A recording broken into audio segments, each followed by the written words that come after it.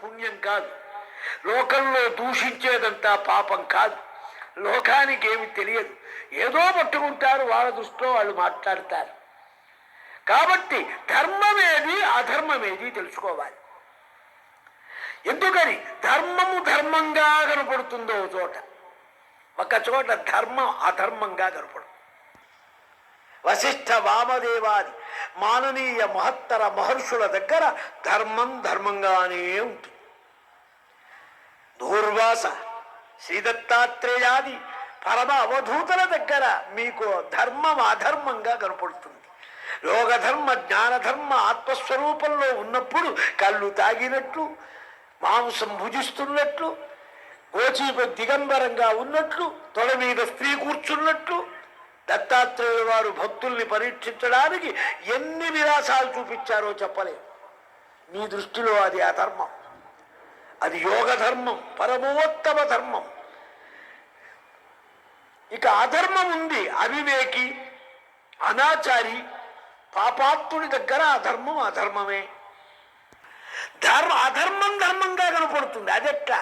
తెల్లవారుజామున లేస్తాడండి, స్నానం చేసి చల్లనీళ్లలో ఏమి జపం ఏమి తపస్సు, ఇంత కుంకుమ పెడతాడు, పూజ చేస్తాడు. వాడు తెల్లవారు లేస్తే ప్రయోగాలు చేస్తూ ఉంటాడు. వాడి గేదె పాలివ్వకుండా, వీడి నిమ్మ చెట్టు ఎండేట్టుగా, వాడి కుంప క్రోజ్ అయ్యేట్టుగా, ఇలాంటివి చెయ్యాలంటే ఆయన దగ్గరికి పోవాలని శిష్యులు వస్తూ ఉంటారు. దానికి తగిన శిష్యులు ఉంటారు లోకంలో. ఇది అధర్మం, మహాపాపం ధర్మంలాగా కనపడుతుంది. ఆపద్ధర్మం, దానికి కూడా ఎగ్జంప్షన్స్ ఉన్నాయి. విశ్వామిత్రుడు కుక్క మాంసం తిన్నాడు, మీకు తెలుసుగా, నేను చెప్పక్కర్లే. ఇదంతా చాలా బజారు అనుకునే మాట. ఇది ఆపద్ధర్మం. శాంతి పర్వం ఆపద్ధర్మ ప్రకరణం. మహాక్షామం వచ్చింది. ఏమి చిలకడ దుంప లేదు, కంద దుంప లేదు. ఆకలితో మాడి చచ్చిపోతున్నారు. మహాతపశ్శాలి క్రతుభుక్సంత ప్రాక్సృష్టికిం ప్రతిసృష్టిం ఘటించి, అంతటి విశ్వామిత్రుడు మహాతపశ్శాలి. పెళ్ళానికి కూడా ఉంది, ఆమెను పట్టించుకోలే. మరి తిండి పెట్టడానికి తనకే లేకపోతే ఆమెకేం పెడతాడు? జపం చేశాడు, మండిపోతున్నది కడుపు, ఏదో దొరకాలి. ఏం దొరకాలి? దొరకలేదు.